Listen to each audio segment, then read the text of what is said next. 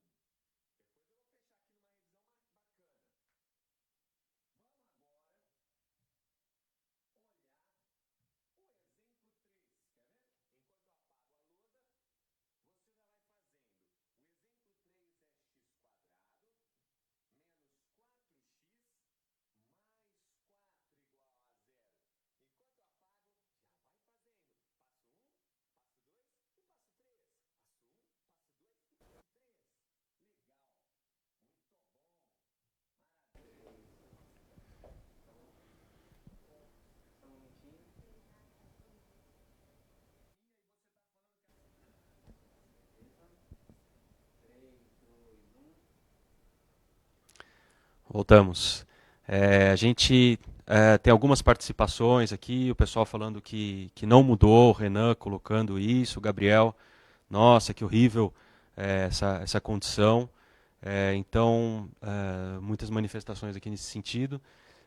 E então, professora, acho que te devolvo a palavra aí para fazer uma relação aí com a atualidade, ver o que a gente pode falar um pouquinho mais da obra também. Então, se você for comparar o cortiço, né, com as condições habitacionais de hoje, nós temos ainda muita condição de miséria, né? E agora nós estamos vivendo um momento, é um momento de cooperação. É o momento de olhar para o outro, é o momento de empatia, né? Porque essa situação, devido à nossa superpopulação, a quantidade de comunidades aumentou mesmo, né? Então, o que nós temos que fazer é isso que já está sendo feito. É um olhando pelo outro. Mas voltando a condição do cortiço, né? Vamos abordar um pouquinho essa obra, para vocês ficarem assim com um gostinho de quero mais? Já tem muito aluno perguntando onde eu encontro essa obra, nós vamos passar para vocês, tá? O cortiço, então, ele foi escrito onde nós temos duas personagens principais, né? São dois portugueses que inicialmente são rivais. É o senhor Miranda, que vestia terno, gravata, e morava num sobrado à direita da venda do senhor João Romão. O senhor João era um português muito ambicioso. E ele era daquelas pessoas que, como retrata muito bem o naturalismo, ele era avarento, explorador. E a partir do momento em que ele explorava uma escrava, dando a ela uma carta de alforria falsa, ele fez a troca para que ela viesse morar com ele e os dois pudessem continuar, cada um com o seu comércio, ela com a quitanda, ele com a venda. Eles podiam, assim, então, fazer uma espécie de sociedade, onde tudo aquilo que eles fossem arrecadar de dinheiro iria para as suas economias. As economias da escrava, ela chamava Bertalosa, ela deu para ele. E com esse dinheiro ele comprou um pedacinho de terra, construiu uma casinha, né?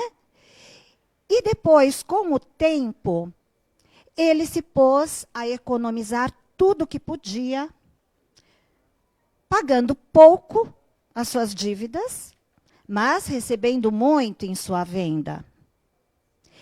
Ele, no momento que ia pesar os alimentos para os seus fregueses, ele roubava no peso. Para construir outras 3 casinhas, ele roubava pedras à noite de uma pedreira que ficava próxima à sua venda. As madeiras ele comprava de segunda, usadas, e as telhas de segunda mão. E assim ele foi construindo o seu verdadeiro império. Por outro lado, o Miranda, ele, quando mudou para lá, dizia que havia mudado para lá porque ele tinha cansado de morar no centro da cidade. Ele tinha uma loja de tecidos na Rua do Hospício. Mas, na verdade, o seu Miranda mudou, sabe por quê? Porque a sua esposa era adúltera e ela se encontrava com os seus caixeiros. Não querendo se separar da sua esposa, o que ele fez? Ele mudou-se para um bairro, é o bairro do Botafogo, no Rio de Janeiro, que é abordada a história, e ele, então, disse que precisava de mais espaço, né, para sua filhinha Zulmira. Foi aí, então, que ele resolveu conversar com o português. E o seu João, então, disse o seguinte: o que queres comigo, pois? Ele disse: quero comprar um pedaço do teu terreno.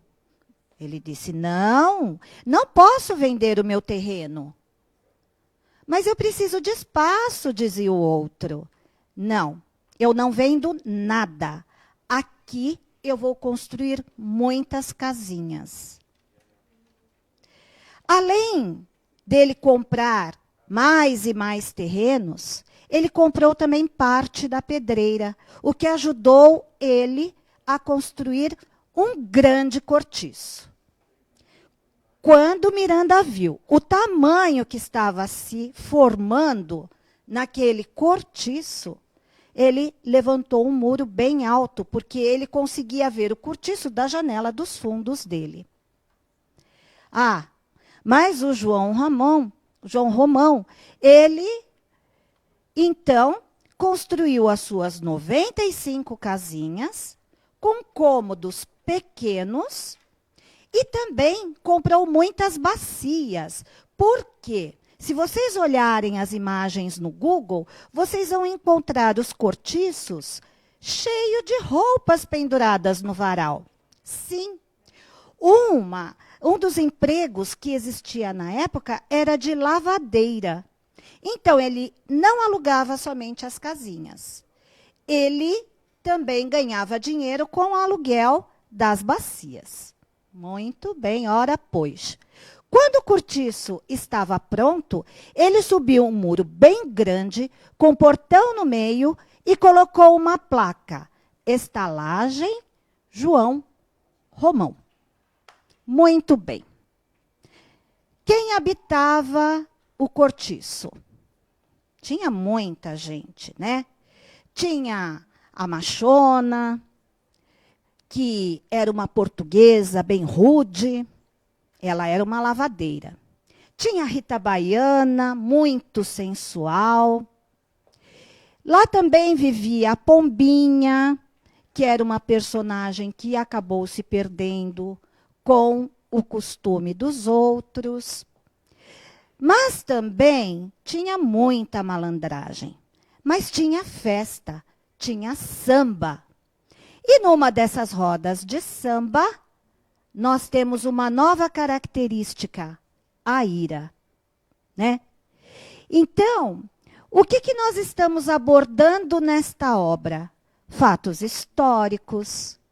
Nós estamos mostrando a miscigenação racial, porque ali eu tinha portugueses, né? Os portugueses são imigrantes e quando eu tenho os mulatos, os negros, eles chamavam os portugueses de galegos. Então, eu tenho, num cortiço, uma grande quantidade de pessoas que vivem de forma idônea. Eles eram operários, eram trabalhadores, mas os donos de cortiço é que lucravam muito com isso. E agora eu vou ter que ir deixando vocês, porque o nosso tempo está terminando. E quem quiser saber um pouco mais da obra, não é mesmo? Cauê, nós vamos deixar aqui para vocês. Sim. O site, né, de domínio público. Lá você vai encontrar a obra completa do cortiço. Não só do cortiço, vocês vão encontrar todas as obras solicitadas para o vestibular. Leiam, leiam, meus queridos, porque a leitura, ela, além de ser prazerosa, ela aumenta o nosso vocabulário. Ela aumenta a nossa imaginação. Porque quando você vê um livro, você sente o cheiro, você ouve vozes, você imagina o cenário, você vê uma briga, assim como você chora. A leitura, ela nos leva a lugares onde nós não podemos ir, mas ela é capaz de melhorar o nosso conhecimento e modificar as nossas vidas. Eu agradeço a todos que assistiram à nossa aula. Ela foi preparada com muito carinho, né? E vamos agradecer também o Cauê, que esteve aqui comigo o tempo todo, me assessorou também o tempo todo, e todo o pessoal da Coped, eu agradeço. Obrigado, professora Roseli. Para vocês que assistiram a aula e quiserem ler o livro, a gente colocou lá o link, é um link meio complicado, mas vocês acessam o site do domínio público e coloca lá o nome da obra, ou vocês podem também digitar o nome do Aloysio Azevedo na parte da busca, e vocês vão ter todas as obras dele lá, assim como de outros naturalistas da época, Machado de Assis, que eu acho que vocês podem ir buscando muito material lá. A gente volta com outros professores, com a própria professora Roseli também em outras ocasiões, para continuar o programa de leitura. Muito obrigado. Eu agradeço também a todos os alunos que nos assistiram. Muito obrigada.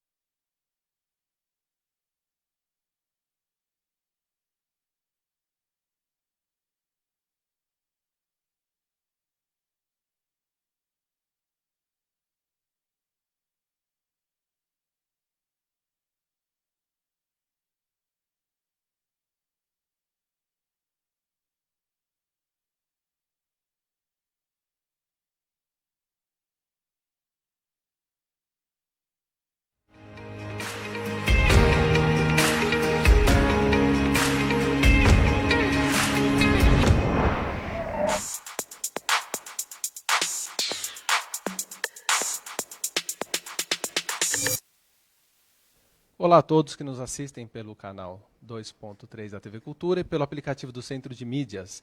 Essa é mais uma aula de projeto de vida para o terceiro ano do ensino médio. Muito bem, a gente tem um tema muito interessante hoje, que a professora Kelly vai nos apresentar, que tem muita relação com as redes sociais. E esse tema é muito interessante, principalmente pelo momento em que vivemos, né? A gente muito tempo em casa e muito tempo, talvez, em frente a essas redes sociais. Muito bem. Professora Kelly, pode dar continuidade?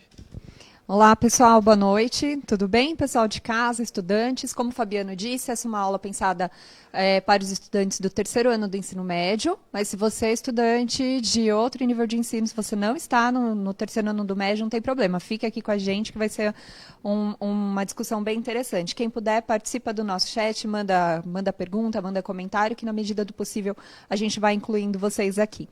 Então, nosso tema de hoje é falar um pouquinho de redes sociais e de etiqueta nesse espaço virtual, né? Como o Fabiano disse, a gente está numa situação muito diferente da que a gente costuma vivenciar e, de certa forma, temos um pouco mais de tempo para ficar olhando as redes sociais, para ficar rodando ali, vendo como que funciona, o que as pessoas postam, com mais tempo também para fazer postagens, para compartilhar.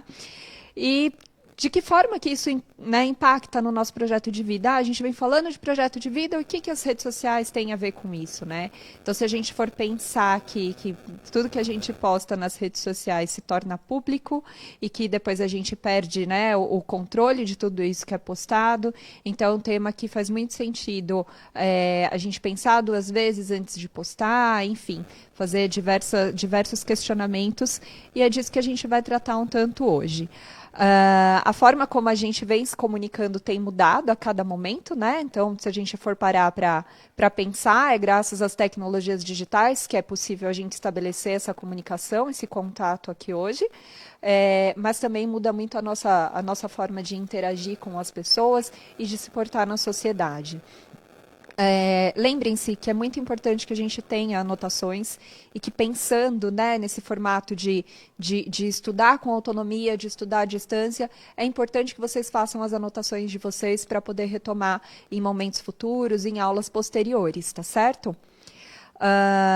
Hoje, o que nós esperamos de vocês para essa aula, né, então, que temos como objetivos para essa discussão: interpretar diversos ambientes profissionais e acadêmicos, né, no sentido, ambiente acadêmico no sentido de perfil de estudante, de profissional, de estudar mesmo, né, de aluno, adaptar-se a situações que o permitam vivenciar essas diferentes experiências, né, então como que a gente se modifica, como a gente se adapta a essas situações, analisar diferentes tipos de conflitos e suas resoluções. Quem já presenciou, quem já acompanhou, quem já protagonizou algum conflito na rede social, de que forma que resolveu isso? E se fosse hoje, né? Se fosse o meu eu do futuro, como é que eu resolveria isso? Empregar atitude de cooperação e companheirismo em situações diversas e em situações adversas também, né? Nós vamos passar por algumas etapas nessa aula de hoje para a gente conseguir dar conta desses objetivos e tentar alcançá-los, né, o mais próximo possível. Então, teremos primeiro uma problematização, falando dessa comunicação no século XXI, um vídeo curtinho para que a gente reflita sobre essa questão das redes sociais e de como a gente se comunica através delas, por meio delas. Depois teremos duas atividades práticas com uma análise de perfil e uma situação em que a gente se coloca no lugar de outra pessoa, e se fosse você. Uma exposição dialogada, comunicação, conflitos e negociação desses conflitos, e a gente encerra com um checklist, voltando para esses objetivos e vendo quanto a gente conseguiu ou não se aproximar deles, tá? Não esqueçam de fazer as anotações e, sempre que puder, participem do nosso chat. Ótimo desafio, Kelly. Bom, gente, vamos iniciar. Durante a aula, é muito importante que vocês interajam conosco via chat, a gente está aqui acompanhando tudo. A gente vai proporcionar diversos momentos de interação. Então, utilizem o chat, mandem dúvidas, inclusive, né, não só para trazer o conteúdo das atividades, mas também utilizem esse espaço para tirar dúvidas conosco. Muito bem? Só para retomar, então, esse é o nosso uma aula de projeto de vida para o terceiro ano. Kelly, vamos lá. Bom, A gente vai explorar um pouquinho como a gente se comunica agora no século XXI, né? Então, graças ao desenvolvimento da tecnologia, a gente foi mudando a forma como a gente se comunica, as ferramentas e a velocidade com que as notícias chegam também mudaram bastante, né? Eu ainda me assusto em alguns momentos de ver o quanto, né, a agilidade que essas informações todas circundam o globo terrestre, né? Passam aqui para o outro lado do mundo, né? Então, pensar nesse elemento num contexto um pouco mais amplo do que pensar que pequenininho, a gente vai pensar, né, dessa forma mais ampla. Então, vamos lá, pensando em redes sociais, né? Algumas redes a gente consegue postar as nossas fotos, postar comentários, comentar as fotos, as postagens, os vídeos de outros colegas, compartilhar, né? Com um clique a gente está invadindo, está entrando na privacidade de outra pessoa, né? Ou as pessoas entrando na nossa privacidade. Então, de que forma que a gente lida com isso tudo de forma consciente, sem nos expor e sem expor o outro, né? Dependendo dos nossos objetivos, né? Então, é possível que a gente partilhe um comentário para milhares de pessoas, que a gente faça uma postagem que a gente espera que essa postagem vai viralizar, que muitas pessoas vão ver e acaba que poucas pessoas veem, ou ao contrário, a gente acha que não vai ter nenhum impacto e, de repente, todo mundo está acompanhando ali aquilo que a gente postou e a gente nem tinha dimensão de que isso estava acontecendo, né? Então, o tamanho da nossa responsabilidade, o poder que a gente tem nas nossas mãos quanto a expor a nossa imagem e a expor a imagem das outras pessoas, né? Então, o cuidado que está e a importância da nossa postura diante desse contexto, né? Por exemplo, no Instagram, às vezes uma pessoa anônima viraliza em segundos, faz uma postagem e viraliza. Um youtuber viraliza. Às vezes uma pessoa que está ali há muito tempo tentando postar conteúdos e fazer coisas muito interessantes, às vezes acaba não tendo a chamada que as outras pessoas têm, né? Então tudo depende da forma como interage com o público e a forma como a gente consome e com que a gente produz conteúdo nesses espaços, né? A atenção que a gente dá para as diferentes mídias, para diferentes notícias, né, que é a forma como a gente consome. E pensando nas diferentes faixas etárias aí, né, em quais redes sociais, né, a gente mais está, vocês que são bem mais jovens que eu, em quais redes sociais que vocês mais estão, quais vocês conhecem, né? Então, ao longo do tempo, algumas redes sociais vêm, se concretizam, ficam no mercado, outras acabam desaparecendo, né? Umas têm mais impacto, outras menos, e aí depende da região em que a gente mora, né? Em que a gente vive. Então, a exemplo, né, temos aí Instagram, Facebook, YouTube, WhatsApp, que pode ser considerado também, né, um tipo de rede social. Agora está a onda, né, algum tempinho, e agora com essa situação de vocês estarem mais em casa e terem mais contato com as redes sociais, o TikTok, e redes profissionais também, como o caso do LinkedIn, né? Vocês já ouviram falar sobre netiqueta, sobre etiqueta nesse mundo virtual? Né? Então, pensar na nossa etiqueta, na forma como a gente se porta pela internet e não pensar que a gente está protegido pela tela do celular, pela tela do computador, sempre pensar que as ações que a gente toma ali diante daquela tela tem uma outra pessoa do outro lado que é impactado por tudo isso. Né? A gente vai exibir um vídeo para vocês agora.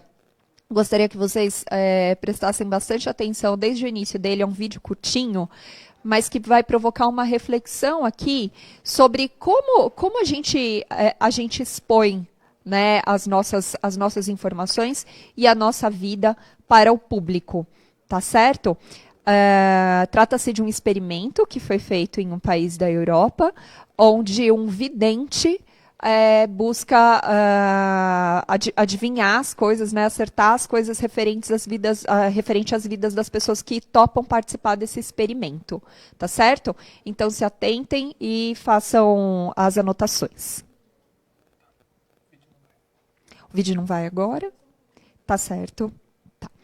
E aí é importante a gente pensar que, embora seja, por exemplo, uma situação, essa situação desse experimento seja uma situação que foi criada para reportagem, as pessoas que estão ali participando, que vão ali na consulta com esse vidente, elas não sabem que ele está acompanhando a vida deles do outro lado das redes sociais.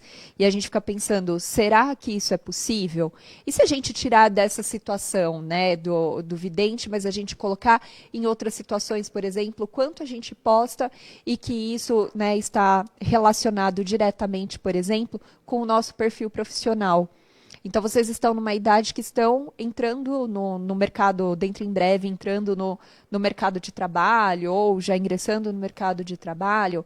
Então, de que forma as postagens que vocês têm nesse momento podem influenciar, por exemplo, vou fazer uma entrevista de emprego, a pessoa que está me entrevistando consultou minhas redes sociais. O que será que ela achou? O que será que ela pensou? O que será que ela descobriu sobre mim durante essas consultas? Eu vou fazer uma sugestão para vocês.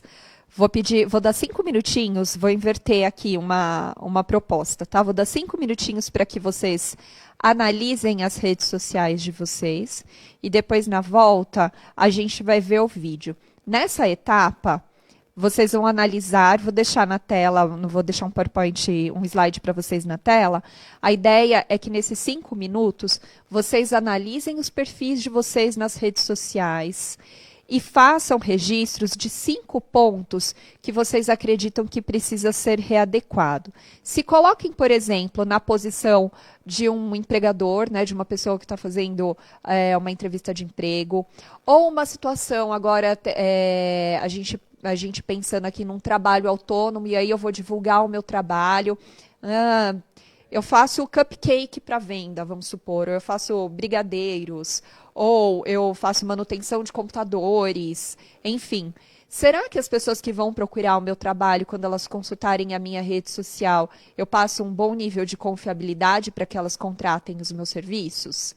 Então, analisem olhando para isso e pensem se o eu do futuro de vocês ficaria feliz em olhar para essas redes sociais. 5 minutinhos, tá certo?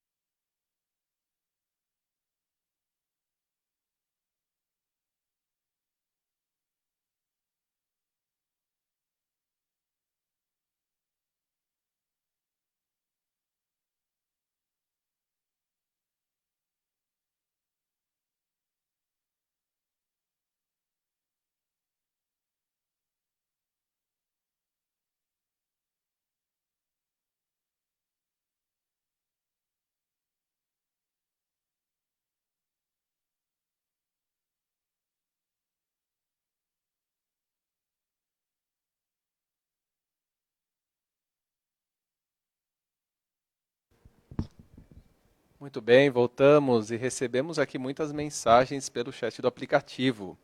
O Lucas disse que está amando essa aula. Lucas, é importante que você e todos os outros também assistam às outras aulas. Essa é a terceira aula de projeto de vida que a gente faz aqui, tá? E todas as aulas têm, obviamente, uma conexão entre elas, tá bom? Pessoal, a gente não vai exibir o vídeo.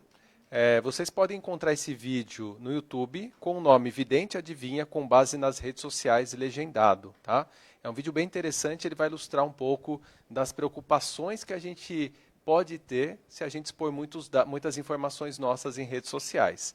Muito bem, Kelly, tem mais pergunta aqui no nosso chat. Vamos lá, então, vamos seguindo. A Bruna colocou aqui uma interrogação. Netiqueta? Net de internet e etiqueta de etiqueta mesmo, de pensar em bons modos, de pensar em como a gente se porta nesses ambientes, tá, Bruna? Então, isso é importante. Há um tempo atrás, pensava-se que, com a disseminação das redes sociais, enfim, pensava que as redes sociais, a internet, esse mundo virtual era terra de ninguém, vamos pensar assim.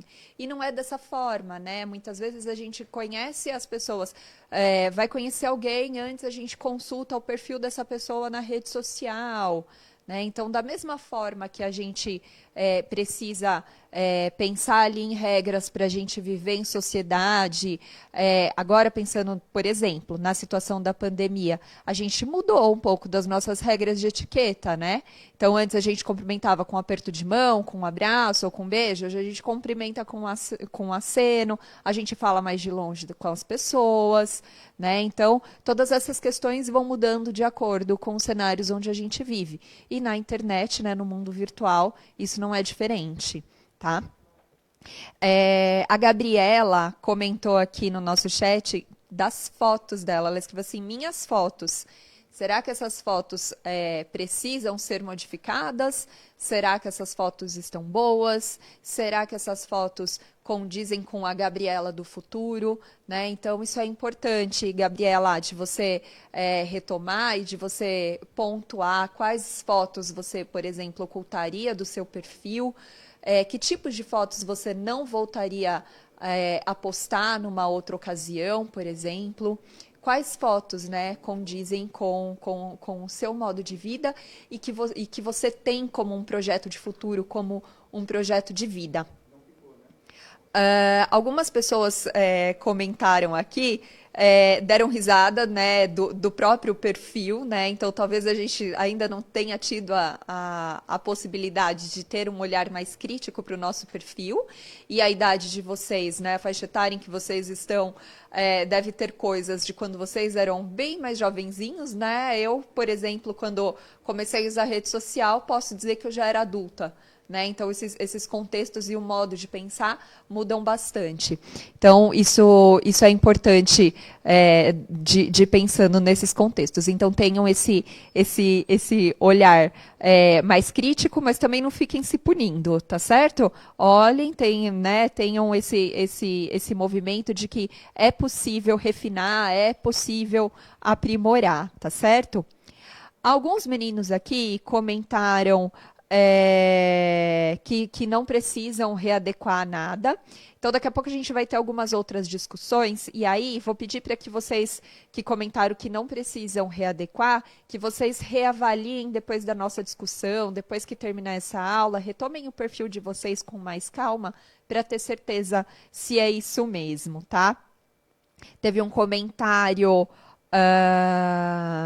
da Larissa sobre interação com outros perfis. Então, a forma como a gente interage com os outros perfis também é de uma grande responsabilidade, porque o outro perfil pertence a uma pessoa, né? Tem uma pessoa por trás daquele perfil ali que está virtual, que também que fica feliz, ou que se magoa, ou que é prejudicado por algum comentário, né? O quanto um comentário nosso, às vezes, pode colocar a perder toda uma vida de uma pessoa, toda uma história de uma pessoa, né? Então, a nossa responsabilidade é incrível, é tamanha nesse cenário. Então, a gente precisa ser consciente aqui.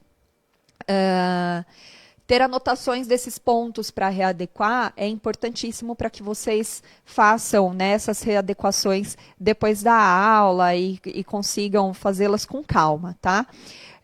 O que mais pode ajudar a pensar sobre essa etiqueta virtual, né? Então, elas podem ser, as redes sociais, elas podem ser causadoras de bons e de resultados muito ruins, né? Tudo depende da forma como são utilizadas, né?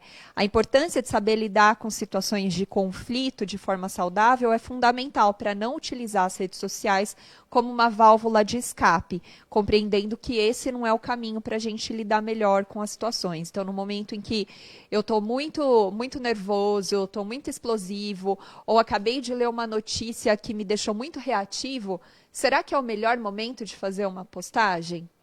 Então, reavalia, repensa, né? Isso é importantíssimo de acontecer. Pensar 2 vezes antes de tornar algo público é essencial. Faça boas perguntas para você mesma, do tipo, será que o meu, como eu já tinha comentado antes, meu eu do futuro, o que será que pensaria ao ver essa postagem? Pense se o que você está postando atinge outra pessoa, se é algo produtivo ou provocativo. Se é produtivo, posta. Se é provocativo, pense antes, por que provocar outra pessoa? Né? Por que inflamar ainda mais os ânimos? Né? Então, para a gente ter esse bom senso nas redes sociais, né? Qual a nossa real intenção com isso, né? Pensar que toda ação tem uma reação e tem uma consequência. A gente vai pensar agora numa situação, vou dar mais um tempinho para que vocês pensem, e tentem lembrar de alguma situação que vocês vivenciaram nas redes sociais e que foi uma situação geradora de conflito. Pode ser uma situação que você protagonizou, então uma postagem sua que causou conflito, ou uma situação que outra pessoa fez uma postagem ou algum comentário e você se envolveu nessa discussão, ou você acompanhou essa discussão, acompanhou esse conflito. E reflitam sobre algumas perguntas que eu vou deixar na tela aqui para vocês, tá? Então, a primeira pergunta é, pôr o PowerPoint aqui na tela, por favor. A primeira pergunta é, o que aconteceu nessa situação? Então, reflitam sobre isso. O que vocês pensaram no momento? O que vocês pensaram no momento desse acontecimento? O que vocês estavam tentando conseguir nessa situação? Como vocês poderiam ter agido de outra maneira? Então, são várias questões aí, são muitas variáveis para se colocar a pensar. Como vocês acham que a outra pessoa se sentiu diante desse confronto? Hoje, qual a sua opinião sobre esse acontecimento? Que soluções poderiam beneficiar mais cada um dos envolvidos? E o que você pode aprender com essa situação? Tentem registrar dentro desses minutinhos as respostas de vocês e interajam na medida do possível no chat sobre a última questão que está aqui. O que vocês puderam aprender com essa situação? Vamos pensar sobre as nossas aprendizagens. Tudo bem? Espero vocês aqui no chat. Pessoal, 5 minutos. Voltamos em 5 minutos. Vamos lá.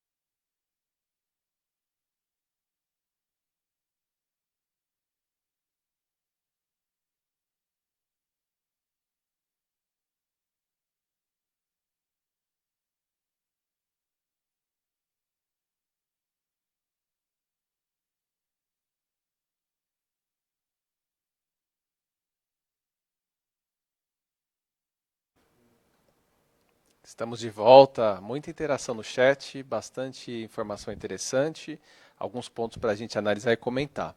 Bom, algumas pessoas colocaram aqui no chat que nunca aconteceu isso com elas. Muito bem, então são pessoas que a gente imagina que estão fazendo uma análise prévia da postagem, né? Mas tem alguns casos aqui que a Kelly vai comentar para a gente. Vamos lá, Kelly? Vamos lá. Primeiro, as pessoas, né, como disse o Fabiano, que disseram que nunca aconteceu com elas, então são pessoas que a gente pode entender que estão pensando 2 vezes antes de fazer essas postagens. Agora, temos aqui, ó, aprendizagens, por exemplo, o Vitor disse que foi impulsivo. A Beatriz disse que está vendo os conceitos dela. O professor Sérgio está aqui dizendo que está analisando atenciosamente, então revendo também o seu perfil. Obrigada de estar aqui conosco, professor. Então, a Samantha dizendo da importância de aprender sempre. Então, olhar sempre com um olhar crítico, com um olhar de distanciamento, ajuda a gente mudar e ter clareza dos nossos objetivos e dos nossos aprendizados, né? Por exemplo, temos aqui a Mariane comentando, nossas redes sociais refletem quem somos. Então, se a gente... vou tomar aqui esse comentário da Mariane, para a gente poder também entender que nem sempre a gente está com a razão, né? A gente precisa olhar e ter um deslocamento desse nosso lugar de análise.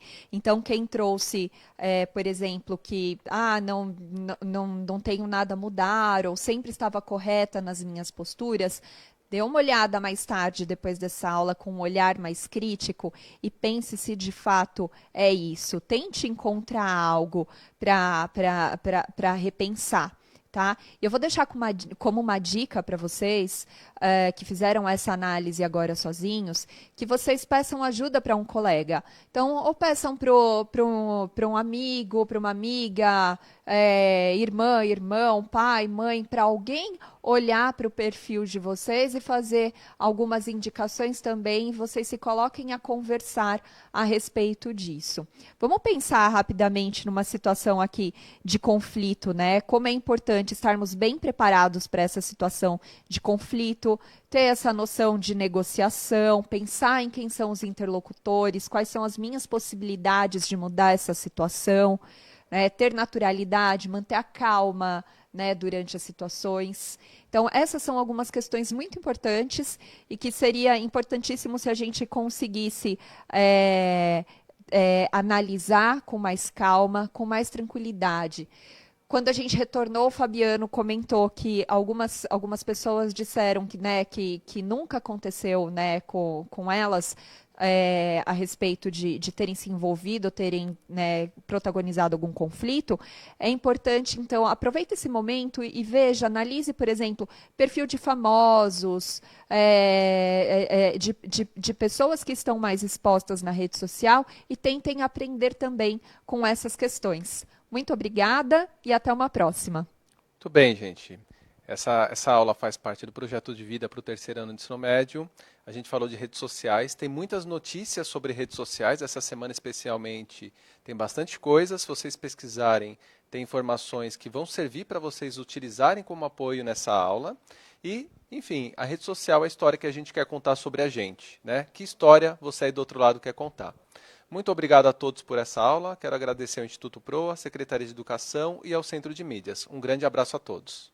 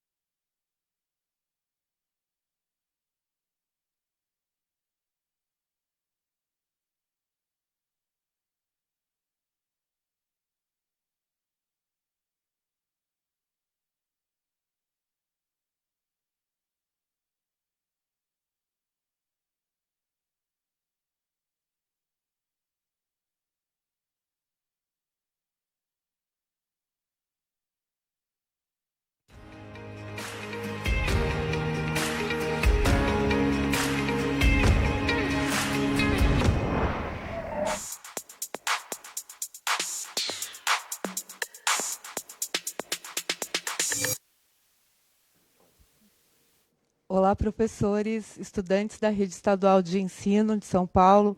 Quero agradecer a presença de todos aqui nesta aula. O meu nome é Sandra. Hoje eu vou falar com vocês sobre geometria analítica, mas antes eu quero passar a palavra aqui para o meu colega de equipe, Isaac. Boa noite, estudantes. Boa noite, professores, gestores. Eu estarei como mediador aqui da aula. Espero que vocês participem pelo chat, com perguntas, dúvidas. Tá? Lembrando que você pode acompanhar essa aula pelo aplicativo da Semesp, Facebook, YouTube. Então participe com a gente. E lembrando também, Sandra, para eles participarem também da consulta pública a respeito do currículo do ensino médio, né, que ainda está em andamento. É isso mesmo, Isaac. A consulta pública do ensino médio é muito importante. Espero que todos vocês aí tenham a oportunidade de opinar sobre o que faz parte, né, do currículo dos anos do ensino médio. Para hoje, nós preparamos aqui uma aula que é dentro do tema de geometria analítica.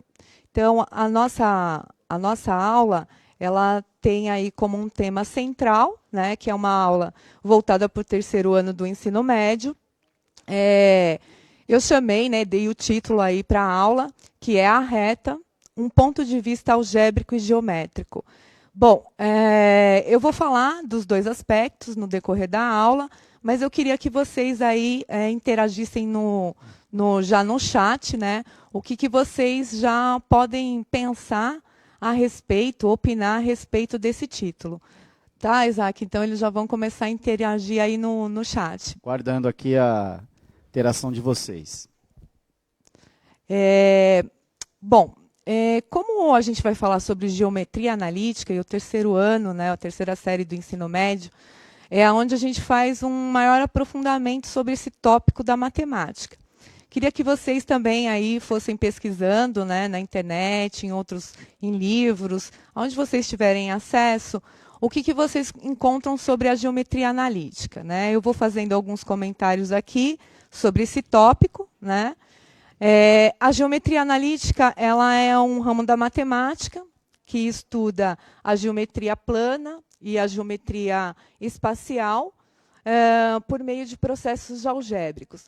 Essa não é a única definição, existem outras, então vale a pena pesquisar aí em outros meios para que vocês possam aí construir um conceito sobre a geometria analítica. O importante aqui hoje, como eu disse inicialmente no título da aula, é a reta, né? O que a gente vai olhar do ponto de vista algébrico e do ponto de vista geométrico a reta. Todo mundo em algum momento aí já fez, né, vários exercícios, várias atividades em matemática que sempre trazia o aspecto do ponto e a reta. Então, isso é um dos aspectos que a gente vai tocar bastante. Professora Sandra, tem alguns alunos já interagindo aqui no chat. A Giovana, ela fala que entende de geometria analítica, ela citou os triângulos, né? O Vitor, ele falou, nossa, acho que é muito difícil. A Noemi falou que ainda não entende, mas você vai entender, Noemi, esperamos que você entenda. A Fernanda, olha, Fernanda, geometria analítica lembra a distância entre dois pontos, né? A Karine cita o plano cartesiano, Liliane, as linhas. Rita, a geometria analítica lembra analisar. Aí falta só dar uma complementada, Rita. Analisar o que você acha? Nossa, perfeito. Muito boa essa interação, hein? Estou gostando, hein? Trouxeram vários aspectos da geometria analítica. Me lembra há pouco que um dos estudantes aí comentou sobre a questão da distância entre dois pontos. Perfeito, a gente vai usar isso bastante nas aulas, né? Principalmente nessa aula, isso vai ser fundamental. Alguém também falou do plano cartesiano. O plano cartesiano também vai ser fundamental, porque a gente vai precisar identificar e localizar coordenadas, vocês vão ver isso. Outro aspecto, alguém falou aí de triângulo, a gente pode representar também um triângulo no plano cartesiano, né? E aí é que entra a relação da geometria plana, né, associada aos processos algébricos no plano cartesiano. Muito boa essa interação, Isaac, gostei bastante. Então, vamos lá, pessoal. E no cotidiano? que vocês como vocês deram alguns exemplos, certo? Falaram algumas questões aí sobre a geometria analítica. E no cotidiano, como é que a gente percebe isso no nosso cotidiano? É fácil perceber isso? É visível? É palpável? Queria que vocês comentassem também no chat aí, já interagindo com a gente. Enquanto isso, eu vou comentar alguns aspectos. A geometria analítica, né, por exemplo, né, a gente pode ver ao construir um gráfico, que foi o que vocês inicialmente já falaram, distância entre dois pontos, plano cartesiano, né, então vocês já fizeram aí gráficos em outros anos anteriores. E a gente pode perceber também na construção civil, na construção de diversos monumentos, né, casas, enfim, na arquitetura no geral, na engenharia.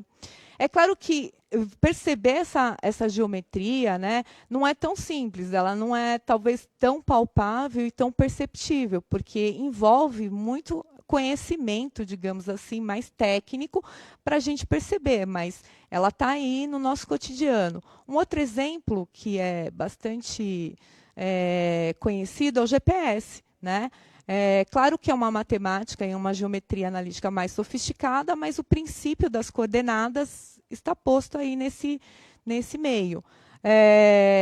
Um outro exemplo também, o celular. Né? Então, também temos o princípio da geometria analítica também. Eu não vou explorar essas questões, porque demandaria muitas questões a serem exploradas, mas são alguns aspectos que eu queria apontar para vocês. Professora Sandra, em relação ao cotidiano, a Maria Júlia, ela acabou citando distância, mas a Mariana ela falou mapas. O Nicolas citou o GPS como exemplo de geometria analítica no cotidiano. A Laura repetiu a distância entre dois pontos. Olha, muito bom, viu? Gostei bastante. Muito, muito, muito legal mesmo essa interação, né? Então, gente, fica aí, né, para vocês pesquisarem outros pontos da geometria analítica, né, a aplicação no cotidiano de vocês. Eu vou dar seguimento aqui e apresentar para vocês uma figura, né, que está aí aparecendo na tela para vocês, que é a vista frontal, né, de uma casa. Né? Uma casa simples, né, rudimentar, mas que vai nos ajudar a pensar alguns aspectos que a gente precisa trabalhar nessa aula, tá certo? Então, eu vou dar aí para vocês 2 minutos, vocês vão fazer a leitura dessa imagem do ponto de vista geométrico, das figuras que aparecem aí, e mandar para a gente aqui no chat para a gente ir comentando. Então, são 2 minutos para essa interação.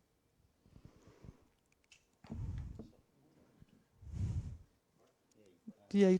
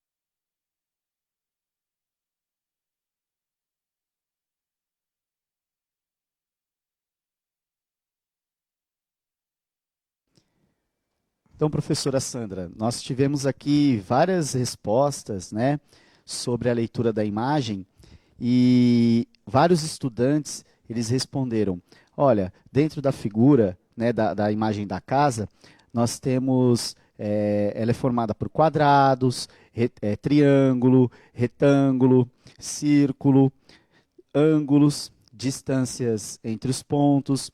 A Maria Flávia, ela destacou, inclusive, ó, triângulo equilátero, né? Só que será que eles têm mais alguma coisinha, um pequeno detalhezinho que eles faltaram citar, professora? Então, Isaac, exatamente. A ideia aqui, né, lembra que eu falei para vocês, presta atenção no título da nossa aula. Tem um elemento fundamental aqui, né, que embora não tenha sido citado, mas é a reta, né? Então, se a gente observar essa representação dessa vista frontal da casa, a gente pode perceber que está bem demarcado aí a reta, vou chamar a reta AE ou EA, tanto faz.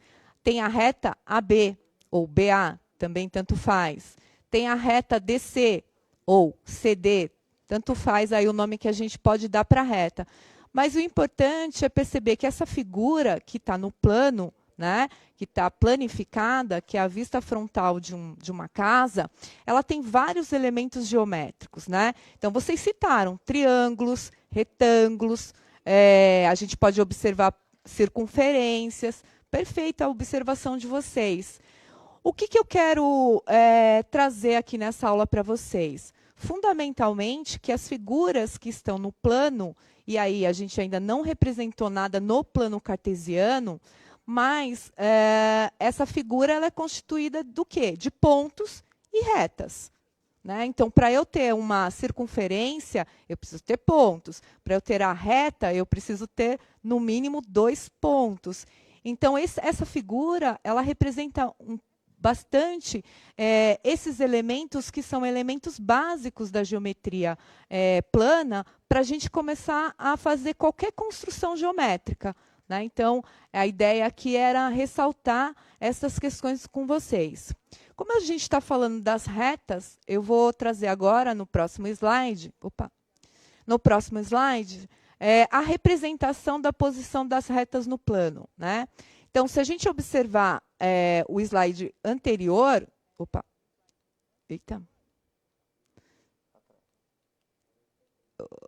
Não. Ixi. Aqui. Desculpa, gente.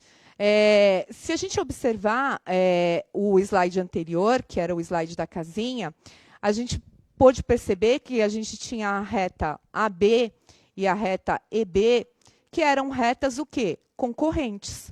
O que são retas concorrentes? São as retas que se interceptam num único ponto. Então, por exemplo, se eu olhar essa figura novamente mais detalhadamente, olhando ela como um objeto matemático, eu posso perceber o quê? Que a reta AB intercepta a reta EA em um ponto, né? Que aí, nesse caso, é o vértice do ponto A, né? Nesse triângulo aí representado na casa. Então, como é que a gente chama matematicamente quando duas retas se interceptam em um único ponto? Elas são concorrentes, tá certo? A outra reta que eu também mostrei no slide anterior é que assim, a reta EB e a reta DC são paralelas, né? E a reta BC e a reta ED também são paralelas. Então, paralela ED com BC, ok? Então, essa representação é fundamental para a gente entender como é que a gente vai manipular, digamos assim, alguns processos algébricos, né, e propriedades na geometria analítica. Então, a gente vai trazer esses conhecimentos para o plano cartesiano e usar as coordenadas como referência para esse estudo. Bom, aqui está a representação, como eu disse para vocês, reta R paralela à reta S, retas concorrentes, a reta R e a reta S se interceptam no ponto P. Então, vamos lá.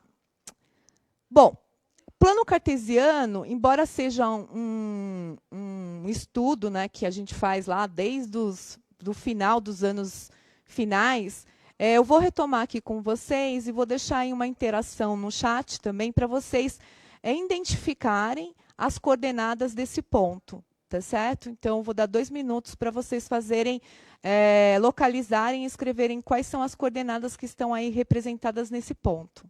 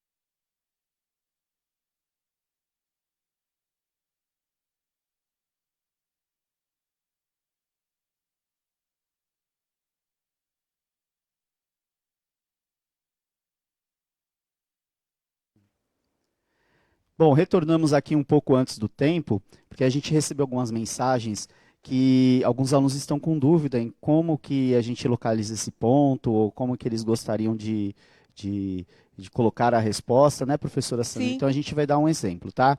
Nós temos aqui o eixo X, que é esse eixo horizontal, e nós temos o eixo Y, que é o eixo vertical. No par ordenado, a primeira coordenada equivale ao eixo X. Então, vou dar um exemplo só, professora. Eu vou pegar o ponto A. Então, como que vocês podem interagir para a gente melhor entender as respostas de vocês? Coloquem a letra, que equivale ao ponto A. O ponto A na coordenada do X está localizado aonde? Em qual valor numérico? No 2, né?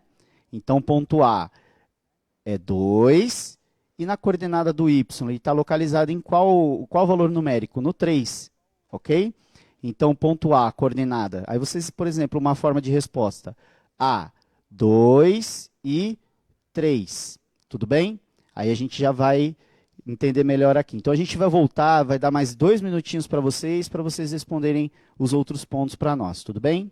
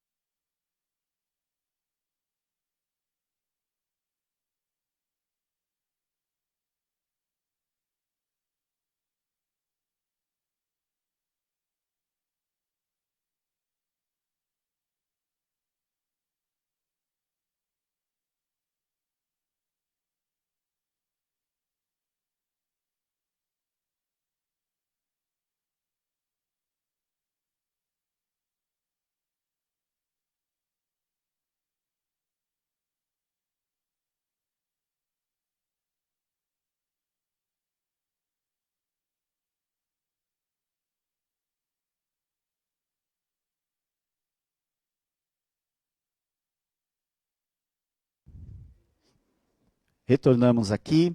Então, vamos verificar algumas respostas de alguns estudantes aqui, de estudantes que participaram. O Matheus, por exemplo, ele citou o ponto H.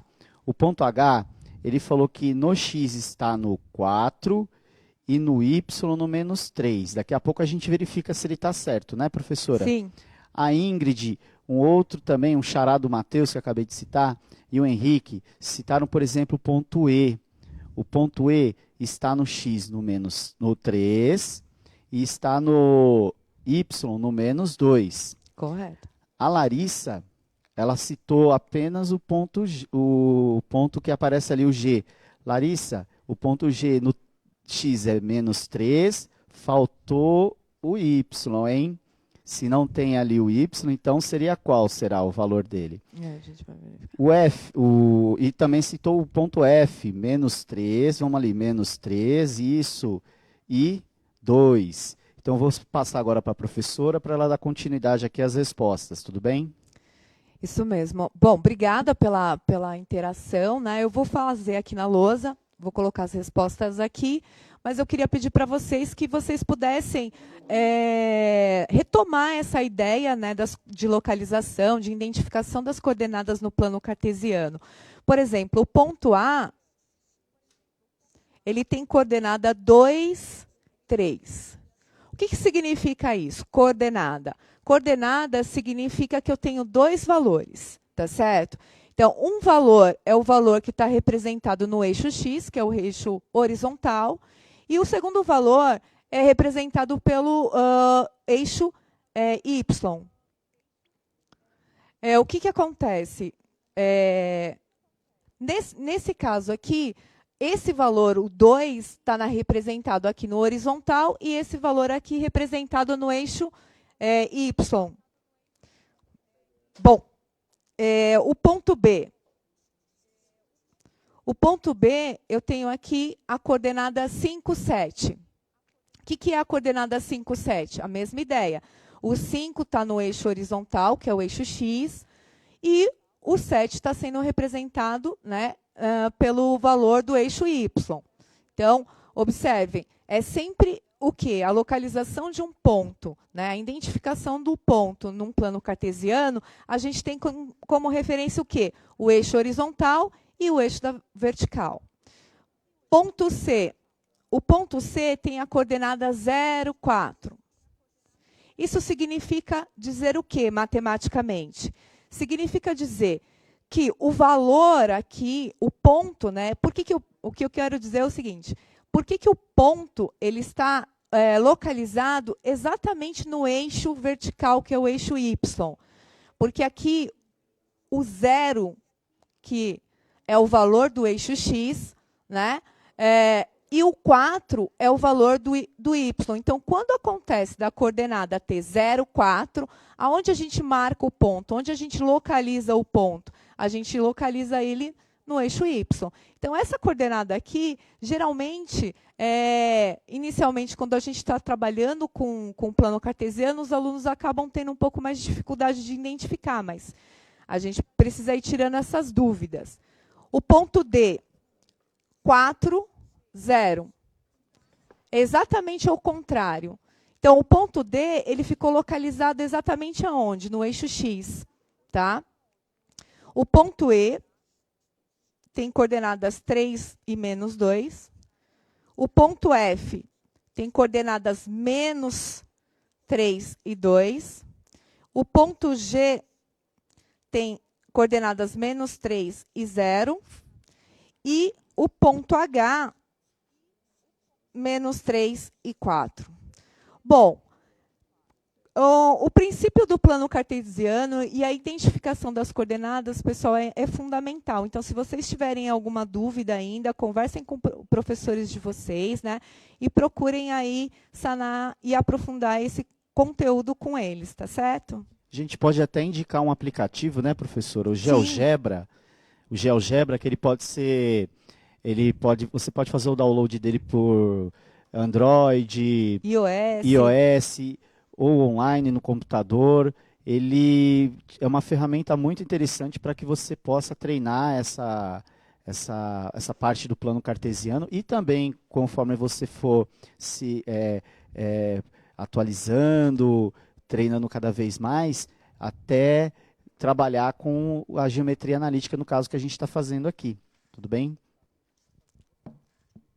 Bom, então vamos dar continuidade. Bom, a gente vai voltar de novo na nossa casinha, que é a casinha inicial, que é a nossa vista frontal dela.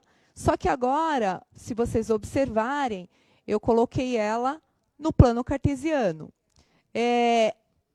Eu coloquei, né, aí na figura aparece ela no primeiro quadrante, porque o plano cartesiano ele é dividido por quadrantes. Então, esse é o primeiro quadrante, né? Então, ele está aí no primeiro quadrante. No primeiro quadrante, os valores de x são todos positivos e os de y também. O fundamental aqui, pessoal, é que eu quero que vocês observem que agora nessa representação, os elementos o elemento reta, eu dei um destaque aí, né, para mostrar para vocês que essa representação ela pode ser feita no plano cartesiano também. Então, a mesma casinha que a gente viu fora do plano cartesiano, agora ela foi deslocada para o plano cartesiano.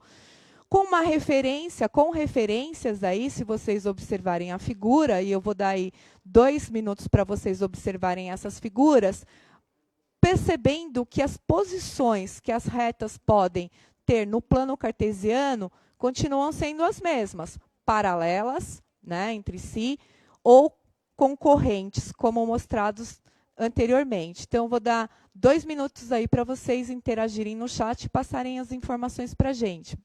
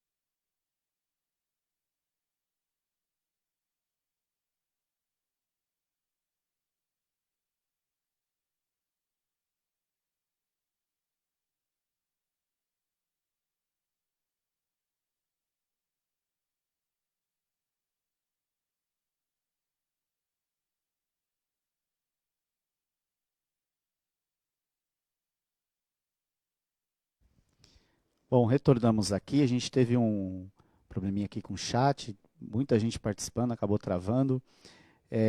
Alguns estudantes chegaram a colocar algumas letras, né, como resposta. Então, a gente vai passar para a professora para ela efetuar a resolução aí dessa atividade que ela passou. Bom, aqui era muito mais uma atividade de observação, né? Porque a gente não destacou aqui as coordenadas, né? A gente só colocou a figura no plano cartesiano. Então, a ideia aqui não era localizar nenhum tipo de coordenada, mas era perceber, né, que as retas, né, concorrentes, as retas paralelas apareceram, né, nessa figura no plano.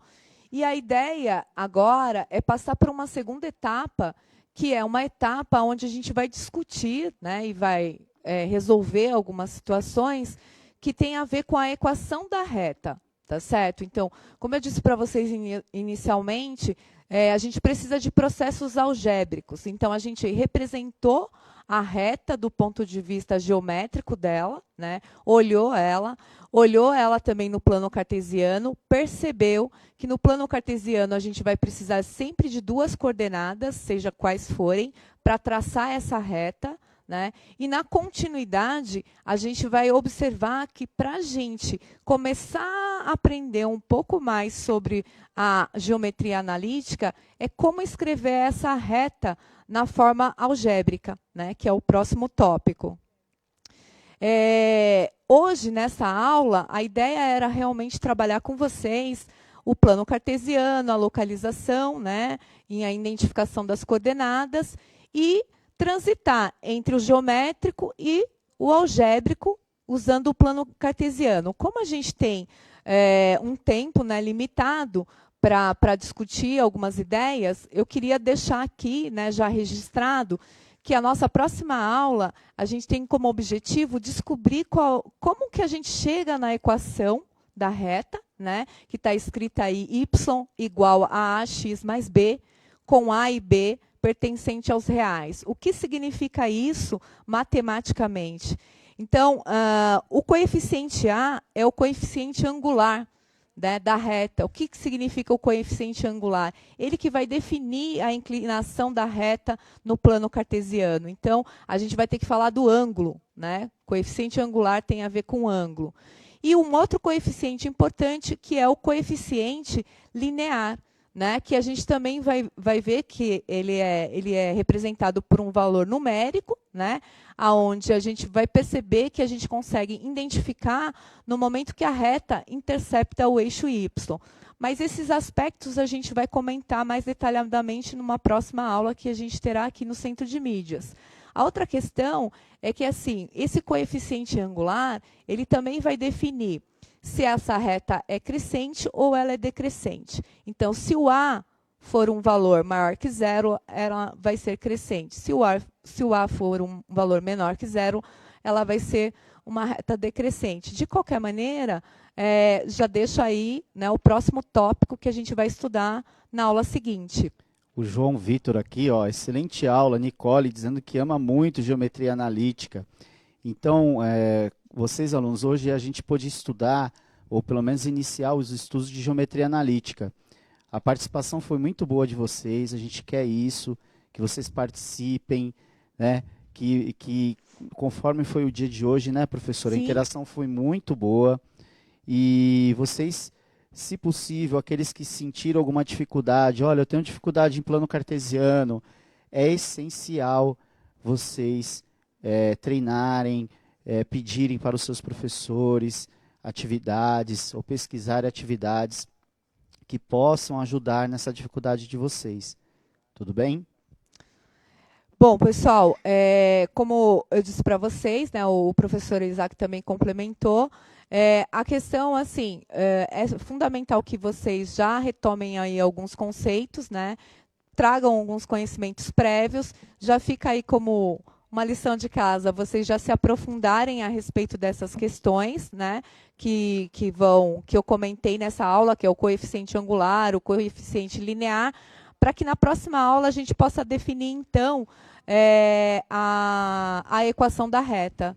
Eu quero agradecer, né, a participação de vocês, agradecer o Centro de Mídias e agradecer a todos da equipe que contribuíram bastante, a Secretaria de Educação, a COPED, enfim, a TV Cultura também. Agradeço. Até a próxima aula. Uma boa noite a todos e até a próxima aula.